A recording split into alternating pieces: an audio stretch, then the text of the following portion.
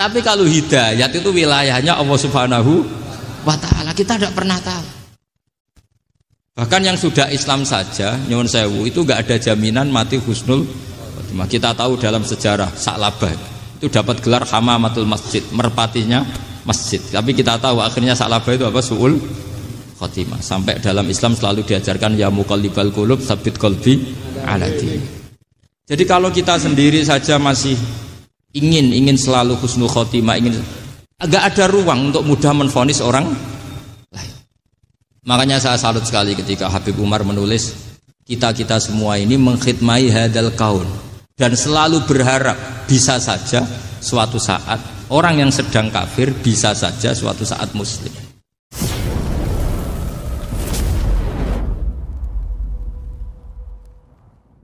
Assalamualaikum warahmatullahi wabarakatuh. Bismillahirrahmanirrahim. Tabarakalladzi nazzala al-furqana ala 'abdihi liyakuna lil 'alamin nadhira. Allahumma shalli wa sallim ala sayyidina Maulana Muhammad wa ala alihi wa sahbihi asma'in. Nama ba'du. Semua pengurus PBNU yang saya hormati, semua habaib, semua ulama yang saya hormati, wabil khusus Kiai Haji Abdul Manan, Ketua Lembaga Dakwah PBNU yang meskipun mondoknya hanya 3 bulan ini sebetulnya problem, sehingga saya kesini ini sebetulnya tidak pernah merasa ibadah. Ini bukan dakwah, ini show dakwah. Jadi yang namanya dakwah itu ya orang-orang di kampung nggak bisa ngaji diajarin ngaji, seperti saya di Jogja, di Rembang. Kalau ini show dakwah, dan ini ada agak kesalahan karena mondoknya hanya 3 bulan. Jadi tidak bisa bedakan mana dakwah, mana show dakwah. Ini jelas show itu. Mungkin yang benar-benar dakwah yang sekarang sedang bikin masjid di pedalaman Kalimantan, pedalaman Sulawesi, atau saudara-saudara kita yang di Korea. Saya kemarin di Korea itu dakwah betul. Kalau ini agak-agak tontonan. Ya tapi masih bagus lah, melihat wajahnya Habib ulama itu ibadah. Tapi begini ya, yang jelas saya berharap sekali, saya diundang sekali ini saja, jangan diulang. Karena mencintai ulama itu baik, tapi ngatur ulama itu dosa. Ini murah. Jadi ini harus dicatat. Jadi Imam Malik itu kalau diundang tuh marah, meskipun yang undang itu seorang raja zaman itu, Harun ar-Rasyid. Beliau minta supaya Imam Malik baca Muwatta di istana untuk anak-anaknya, padahal seorang presiden mau ngajari anak-anaknya. Imam Malik marah, masyhur itu, al ilmu yu'ta la ya'ti, ilmu disowani, ora kok ilmu yang sowan. Di mana-mana timba itu ke sumur apa sumur yang ketimba? Timba ke sumur. Ini agak kecelakaan. Pakai air pam. Air pam katanya. Sudah banyak air. Sehingga saya kata orang banyak itu di SK-kan PBNU, tapi itu tidak pernah saya pikir. Karena saya melakukan kebaikan itu sebelum dapat SK.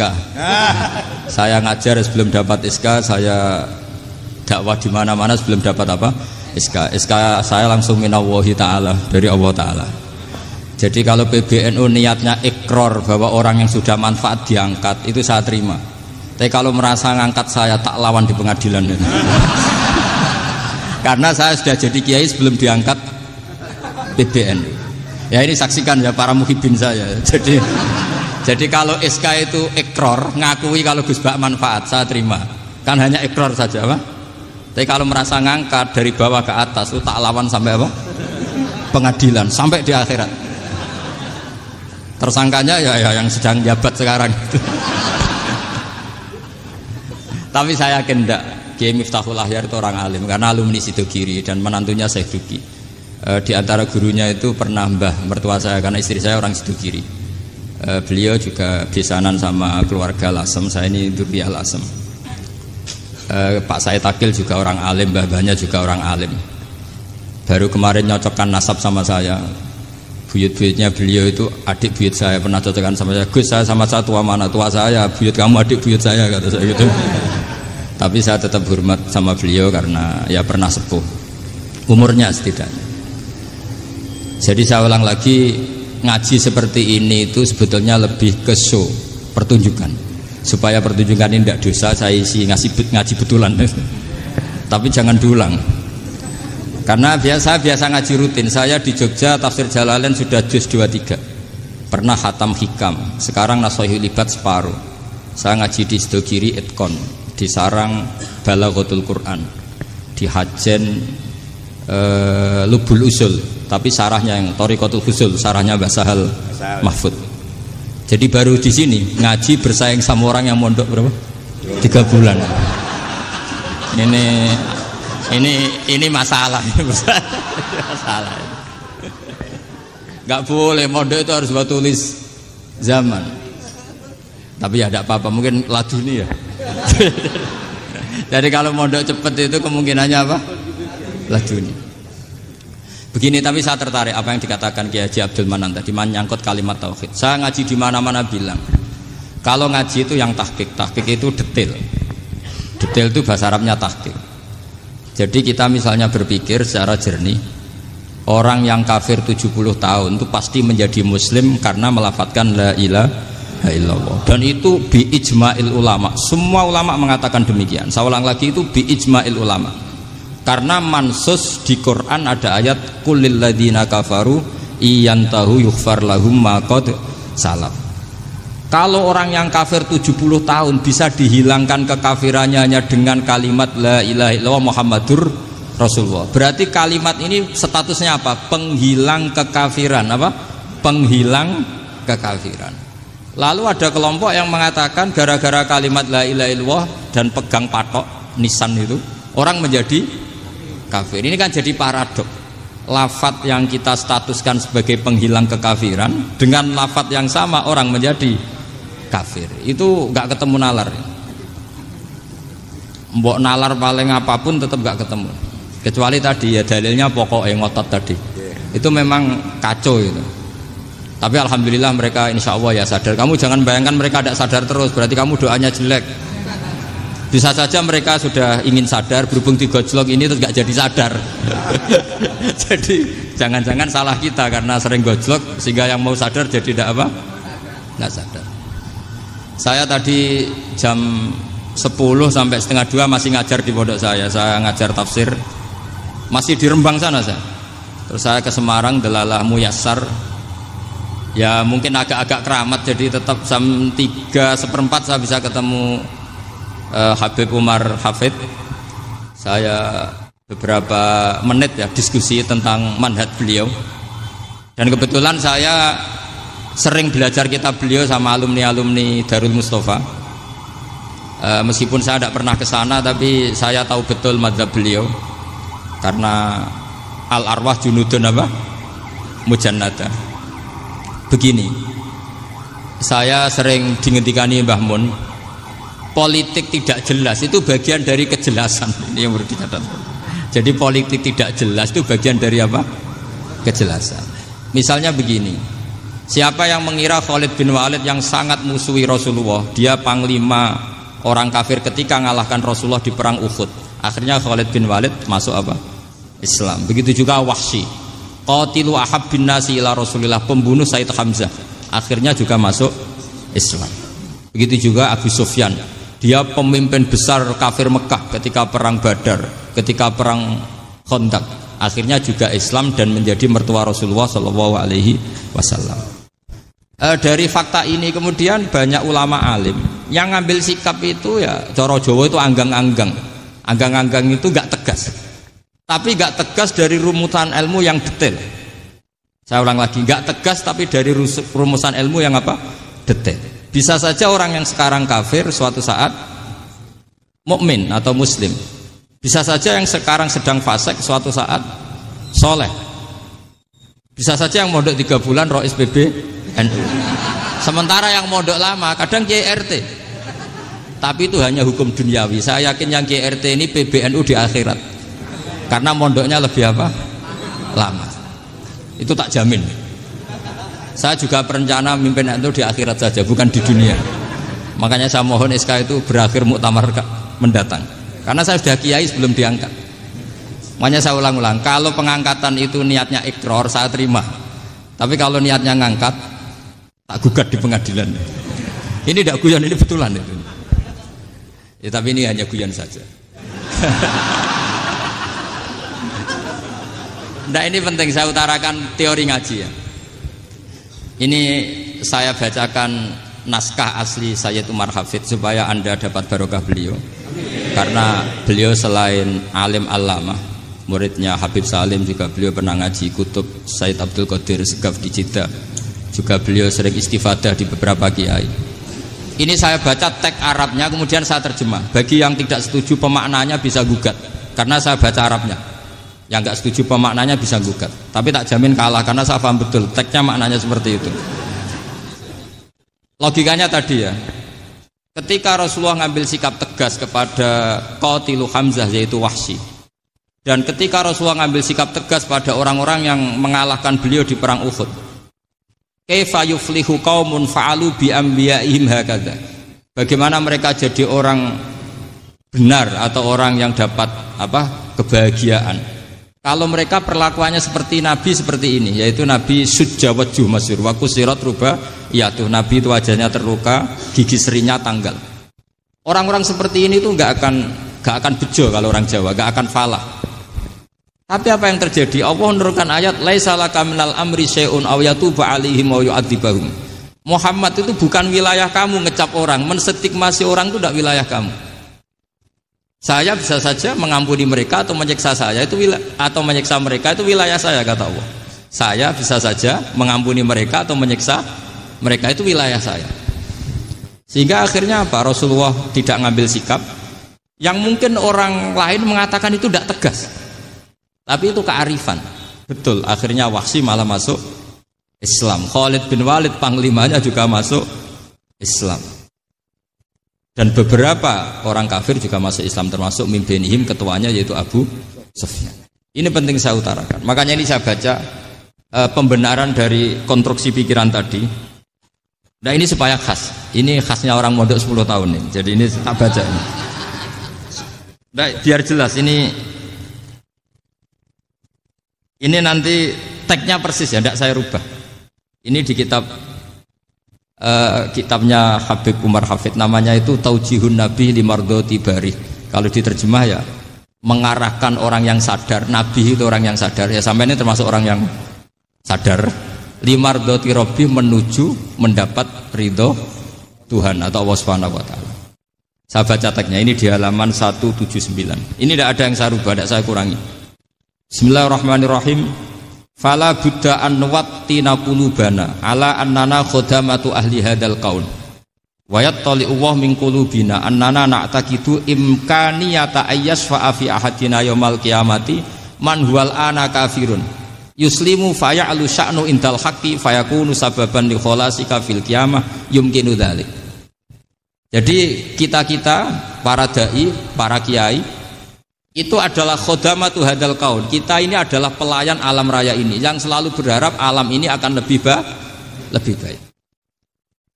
Orang yang sekarang sedang kafir bisa saja nanti yang nyafaati kamu di akhirat, yaitu mereka masuk Islam lalu Islamnya lebih serius, akhirnya punya hak syafaat. Sementara kamu Islam mulai kecil tapi biasa-biasa saja seperti ini, mulai dulu ngaji terus sama Ki Abdul Manan, nggak pernah yang ngisi ngaji. Itu artinya nggak ada perkembangan. Makanya saya nggak ingin ngaji lagi, karena saya ingin perkembangan Anda nanti tukang mengisi, bukan yang diisi. Kalau saya nanti ngaji lagi di sini, artinya Anda kalau tetap mendengarkan itu tidak ada perkembangan. Pantes saja semulang Gus Bahak sampean sing ngaji. Sekali-kali ada perkembangan, saya ngaji sampean yang mulang, itu bagus itu. Meskipun itu perkembangan yang menyesatkan.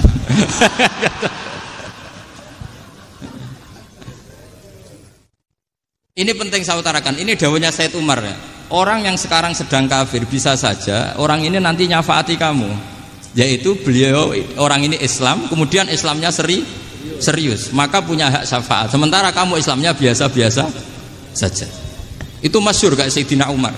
Sayyidina Umar Islam di hari itu langsung makomnya makom yang a'la, sehingga mengalahkan yang sudah Islam lebih lama. Karena Islamnya Umar itu menjadi izzatul Islam betul. Makanya jangan benci orang tegas teman-teman, kadang ya ada baiknya. Abu Bakar itu sudah Islam tapi layinal janib, orangnya santun. Kalau dipisoi orang yang menengahi lah kira-kira seperti itu.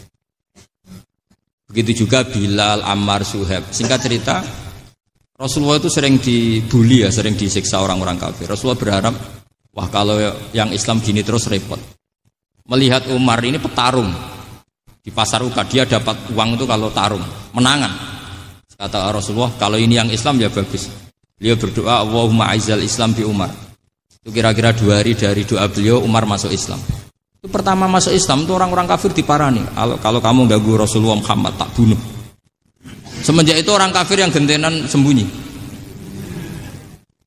Sehingga kata para mereka yang Islam, Islam selalu jaya mut aslama Umar. Ketika Umar masuk Islam. Itu dalam 1 hari Islam itu Rasulullah sudah ngendikan Umar yang Islam sehari ini imannya kalau ditimbang separuh ahli dunia masih unggul sama Islamnya Umar. Nah bisa saja seperti itu. Jadi saya minta sama teman-teman yang mencintai ilmu, tidak tegas itu bagian dari ketegasan dalam ilmiah. Karena kita ini tidak mengendalikan dunia, tidak mengendalikan hidayat, hanya Allah piyambak yang ngasih apa?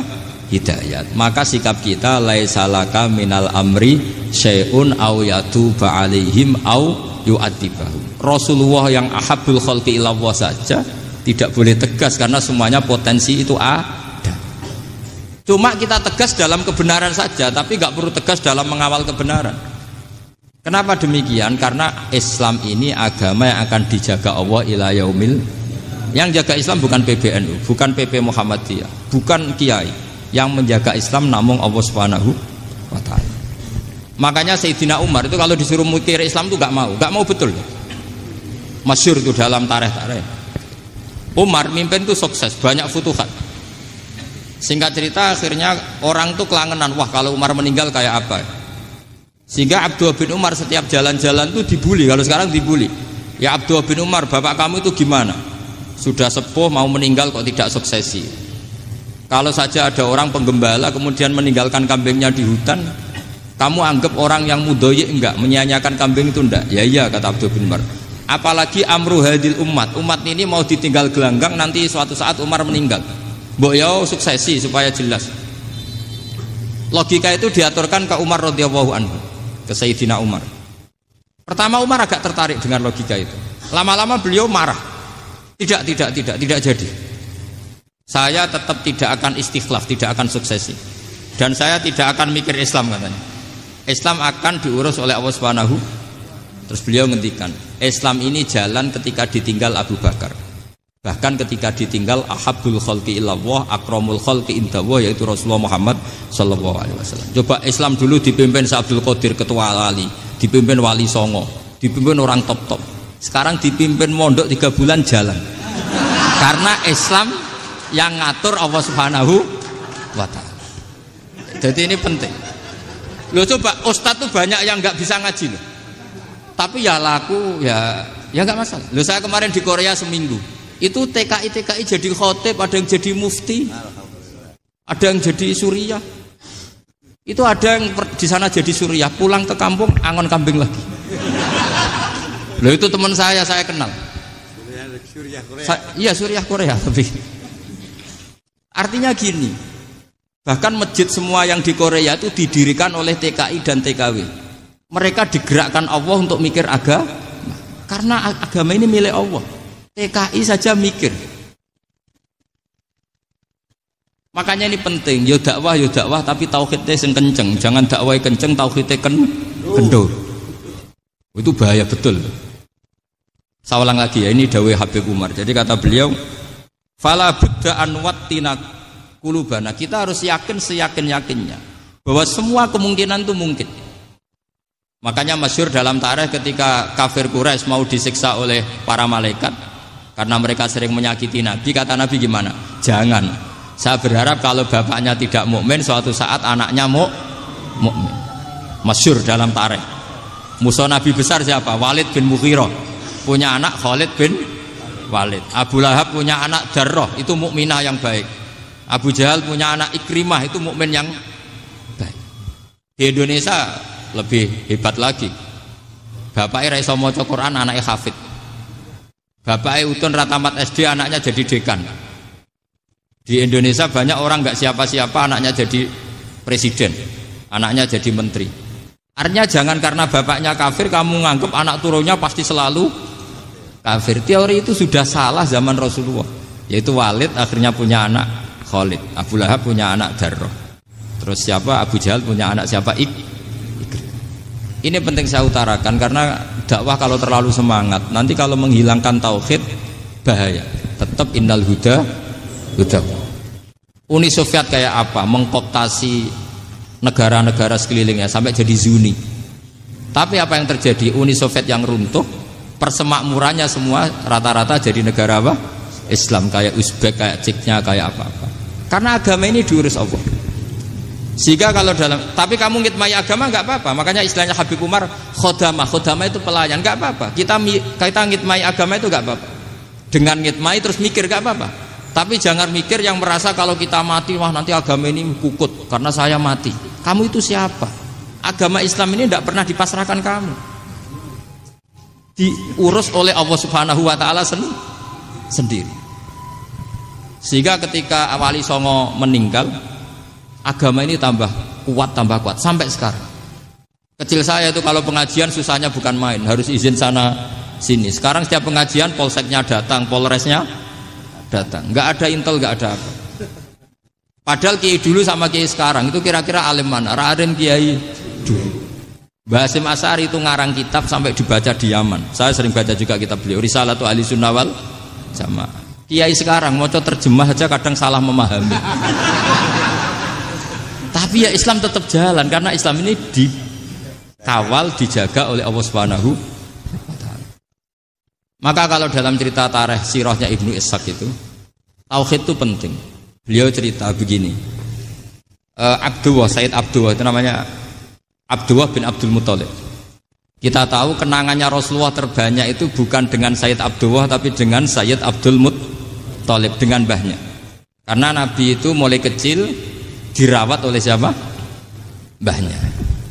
Yaitu yang disebut Nabi ketika 2 bulan kan abahnya sudah meninggal. Ya saya baca ya, pakai bahasa Arab biar jadi bid'ah. Nanti kalau bahasa Indonesia ada bid'ah. Tidak betul. Diba atau berjanji sebenarnya itu kitab sejarah, berhubung dibaca bahasa Arab terus kayak mantra. Terus yang belakang mau nyenggai soleh aleh, sehingga kubu sebelah bilang tuh khurafat dan bid'ah. Coba diterjemah ini, coba nanti saya baca bahasa Arab. Walamma tamma min hamli syahroni ala masyuril aqwalil marwiyatu fiya bil madinati abuhu abdullah wa kana qad istaza bi akhwalihi bani adi minat taifatin najariyah wa makatha syahron saqiman yu'anu nasukmahu wasakwa. Terus di pojok sana bilang soleh aleh. Pasti kubu sebelah yang liwat, wah itu khurafat bid'ah karena dianggap mantra. Padahal artinya coba sampean baca bahasa Indonesia. Ketika hamil Rasulullah umur 2 bulan, abahnya meninggal di kota Abwa.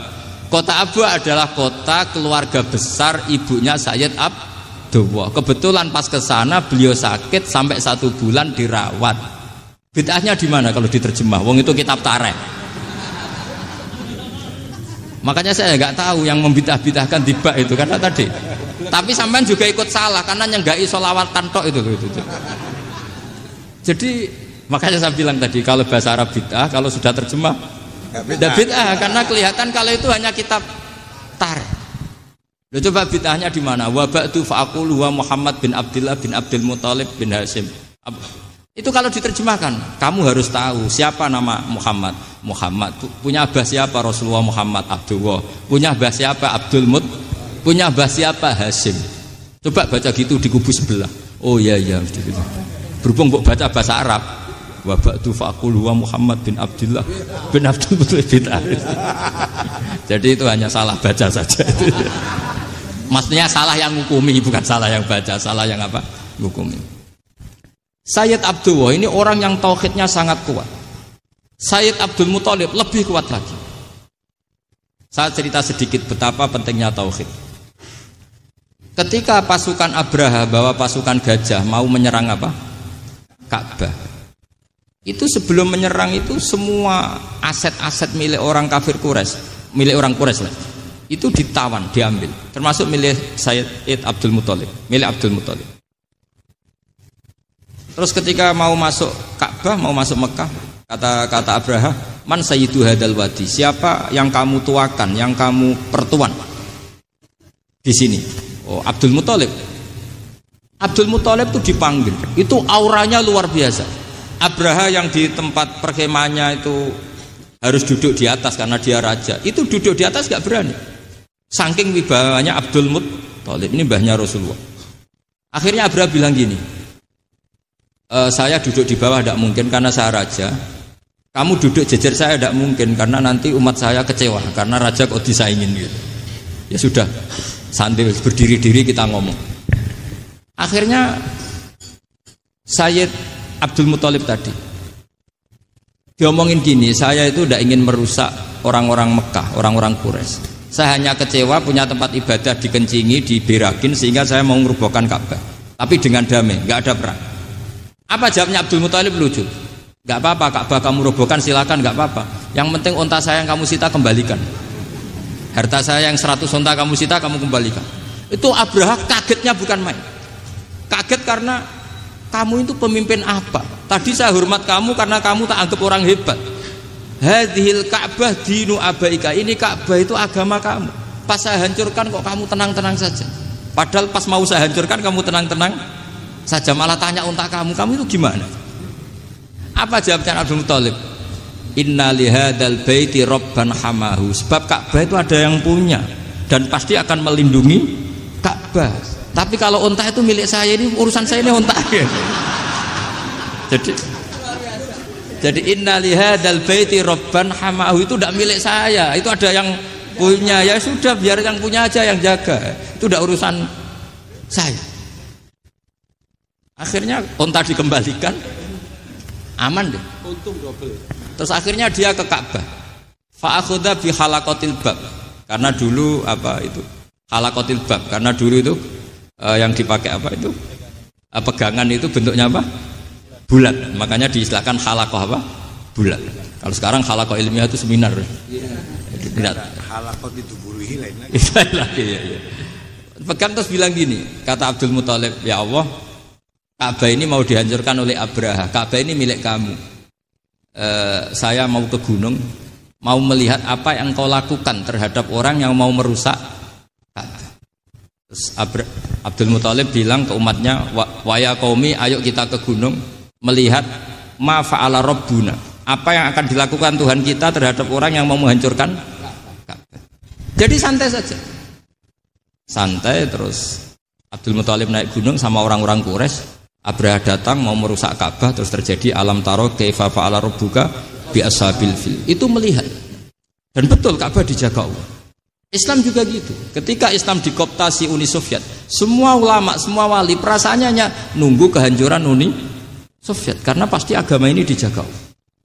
Saya setiap sholat, setiap munajat, ketika baca Rabbana lakal hamdu bil samawati wa mil'ul ardi. Dulu saya iskal itu janggal. Ya Allah, engkau zat yang layak dipuji, yang pujian itu memenuhi langit dan bumi. Pikiran saya kalau bumi ateis itu mujinya kayak apa? Tapi masya Allah, ketika saya datang di Korea, bumi ateis, ternyata di sana banyak masjid, banyak tasbih, bahkan ada sakduna di sana. Karena Allah sudah ngendikan lakal hamdu mil'us samawati wa mil'ul ardi. Dan sekarang nyata, semua bumi ateis, bumi apa saja, ada tasbihnya, ada tahmidnya. Makanya sadaqallahul adzim ketika ngendikan sanurihim ayatina fil afaq walladzi arsala rasulahu bil huda dinil haqqi liyuzhirahu 'alad dini kulli. Makanya saya mohon sekali bahwa agama ini harus kamu khidmah. Tapi enggak boleh kamu pikir. Atau dibaliklah, khidmah maka memikir. Tapi tidak usah GR bahwa agama ini diserahkan sampean. Saya juga agak ridho. Agama kok diurus orang-orang kayak gini, kayak apa nasibnya? Jadi ini penting, karena rata-rata kiai alim itu tidak jelas. Terus oleh orang-orang yang nggak pernah ngaji itu, wah ini nggak jelas, nggak tegas. Islam itu harus tegas. Maksudnya tegas itu kayak apa? Tegas itu di wilayah kita. Kalau istri kamu mau diperkosa orang itu boleh tegas, itu wilayah kamu. Tapi kalau hidayat itu wilayahnya Allah Subhanahu wa Ta'ala, kita tidak pernah tahu. Bahkan yang sudah Islam saja, nyuwun sewu, itu nggak ada jaminan mati husnul. Kita tahu dalam sejarah Sa'labah, Itu dapat gelar hamamatul masjid, merpatinya masjid. Tapi kita tahu akhirnya Sa'labah itu apa? Su'ul khotimah. Sampai dalam Islam selalu diajarkan ya muqallibal qulub tsabbit qalbi ala din. Jadi kalau kita sendiri saja masih ingin selalu husnul khotimah, agak ada ruang untuk mudah menvonis orang lain. Makanya saya salut sekali ketika Habib Umar menulis kita semua ini mengkhidmai hadal kaun dan selalu berharap bisa saja suatu saat orang yang sedang kafir bisa saja suatu saat muslim. Nah soal kalau yang sama yang harbi menyerang kita ya tarung. Kalau artinya kalau yang merangi kita ya kita wajib perang, kalau enggak ya habis kita. Seperti kita lakukan ketika diserang Belanda. Tapi ketika mereka musta'man, dhimmi, mu'ahad, orang-orang kafir yang mau berdamai dengan kita ya kita damai. Sebagaimana yang dilakukan Rasulullah SAW ketika berdamai dengan kafir Quraisy yang dipimpin Suhail bin Amr. Masyhur itu dalam tarikh. Singkat cerita kan Sayyidina Ali ini pernah konflik sama orang Khawarij. Kata Sayyidina Ali, ya sudahlah, namanya kita musuhan, kita tidak usah ketemu, pakai mediator, kata Sayyidina Ali. Kata orang Khawarij, ini apa-apaan kok butuh mediator? Gak ada Qur'annya, ada hadisnya. Kira-kira kalau Pak Sayyidina Ali orang Jawa, gak ada apa tidak tahu. Walhasil Sayyidina Ali akhirnya baca ayat wa in khiftum shiqaqa bainihima fab'atsu hakaman min ahli wa hakaman min ahliya. Jika suami istri tengah konflik, maka yang keluarga suami kirim mediator, yang keluarga perempuan juga kirim. Terus kata Sayyidina Ali, wa amru ummati Muhammad a'dhamu min amri rajulin wa imra'atin. Kalau suami istri saja ketika konflik butuh mediator, apalagi ini kelompok besar pasti lebih butuh mediator. Akhirnya lalu mediatornya siapa? Kata Sayyidina Ali, ya siapa saja yang penting baik. Ditunjuk seseorang, diprotes sama orang Khawarij, ini orang nggak kredibel. Oh, terus Sayyidina Ali marah-marah. Rasulullah itu pernah berdamai dengan orang, bahkan orang itu kafir, yaitu Sulhul Hudaybiyah. Nabi itu berdamai dengan orang yang bernama Suhail bin Amr ketika itu kafir. Makanya ini menunjukkan bahwa musolahah ma'al kufar itu boleh demi kelangsungan bernegara berbangsa. Kamu tidak usah meragukan reputasi NU. Ketika dulu kafirnya kafir harbi zaman Belanda ya Mbah Hasim fatwa apa? Jihad. Jadi jangan kira tidak tegas. Kita tegas sekali. Justru kita yang punya masa lalu tegas. Tapi kepada siapa dan dalam konteks apa? Paham ya? Terus ini penting sekali untuk dijernihkan. Ini saya baca berikutnya nanti, tidak supaya tahqiq. Saya syukur sekali, saya tadi sekaligus minta ijazah sama Habib Umar, dan memang saya ngaji ini lama sama teman-teman alumni Yaman, cuma belum pernah ketemu mu'alifnya. Tadi saya ketemu minta ijazah itu dan beliau senang sekali, bahkan sempat bikin tulisan di kitab saya ini. Sama tidak perlu baca, karena kalau bisa ya biasa, kalau tidak bisa malu ya sudah, tidak usah baca sudah. Terus ini kata beliau, ini masih saya teruskan. Nahnu min hadhil intilaqah naktasibu thabatana wa quwwata yaqinina wa illa fa fil ardi mu'aridun wa muntaqidun wa mukhalifun min akhyarin wa asyrarin sholihin wa fasikin muslimin wa kuffar. Kalau kamu punya satu metode ilmiah, metode dakwah, kamu harus siap, karena pasti ada yang menentang. Yang menentang itu ya mulai orang soleh, tidak soleh, orang macam-macam. Jadi kalau sudah punya manhaj, memang dari awal harus siap apa? Ditentang. Jadi misalnya PBNU punya kebijakan apa, ya sudah siap saja dibully. Itu pasti itu, karena nggak ada manusia semua suka, semua benci. Kata beliau, anta in kunta fi syakkin min hadzal maslak wal manhaj fattabi man syi'ta wasaha angka ghaniyah wa in kunta ala yaqinin annahu al huda wa mirasun nubuwah wa annahu haqiqatu tarjamatil ahdi ma'rab fala tata'atsar min kalami ahadin yakunu mangkana. Jadi intinya kita mengawal Islam secara rahmatan lil alamin itu justru kita berharap menjadi simpatik dan menjadikan mereka menjadi napa Islam. Jangan ketika simpatik dianggap gak tegas. Saya masih ingat betul dawuh Mbah Mun, hak sekseni, kata beliau. Saya masih ingat kalimatnya, sekseni aku ra tegas itu berdasar ayat laisalaka minal amri syai'un aw yatuba alaihim aw yu'adzibahum, karena potensi sosial itu bisa rubah. Orang yang sekarang kawan kamu bisa saja suatu saat jadi musuh, yang sekarang musuh kamu bisa saja suatu saat jadi kawan. Terus kamu ngambil sikap tegas dalam sesuatu yang nggak stabil seperti ini, lalu tegas itu kan nggak pada tempatnya. Makanya yang seperti ini kata Allah pakai asa itu menawa. Asa wahu ayyaj'ala bainakum wa bainal ladzina ataitum minhum mawaddah. Bisa saja orang yang sekarang musuhan dengan kamu suatu saat dijadikan mawaddah. Kamu udah mawaddah itu saling mengasihi. Kamu udah usah tanya, wallahu qadir kata Allah, karena Allah mampu. Jadi dalam hukum-hukum sosial Allah seringnya bilang apa? Asa. Misalnya wa asa an takrahu syai'an wa huwa khairul lakum, wa asa an tuhibbu syai'an wa huwa syarrul lakum. Karena masalah sosial ini semuanya asa, yang pernah tahu siapa? Bisa saja sekarang saya Rois Surya, nanti SK-nya nggak turun lagi, tapi saya tidak apa-apa. Bisa saja nanti santri 10 tahun dipimpin 3 bulan, nggak apa-apa. Bolak-balik nggak apa-apa, saya tidak akan kecewa. Karena masya Allahu kana wa malam yasa lam yakun. Assalamualaikum warahmatullahi wabarakatuh.